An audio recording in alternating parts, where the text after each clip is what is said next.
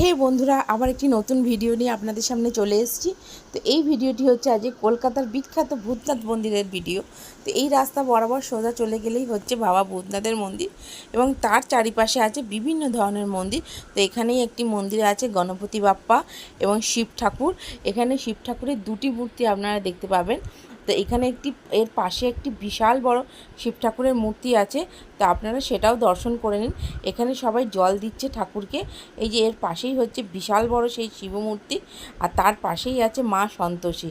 মা সন্তোষী মায়ের এখানে সবাই মহিলারা এসে খুব পুজো দেয়। তো তার পাশেই আছে বজরংবলী। এখানকার নাকি বজরংবলীটি খুব জাগ্রত।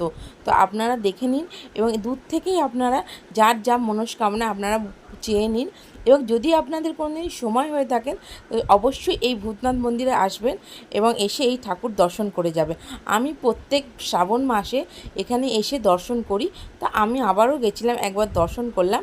এই যে ভূতনাথ মন্দির দেখুন, এই সোজা বরাবর চলে যাবেন, চলে গেলেন বাবা ভূতনাথের দর্শন করতে পারবেন। তো দেখুন বন্ধুরা, আপনারা বাবা ভূতনাথকে দর্শন করে নিন এবং আমাকে সাপোর্ট করুন এবং আমার পাশে থাকুন।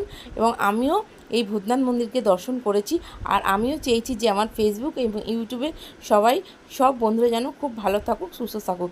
তো আপনারা ভূতনাথ ঠাকুরকে দর্শন করে নিন এবং আমার পাশে থাকুন এবং আমাকে সাপোর্ট করুন। টাটা।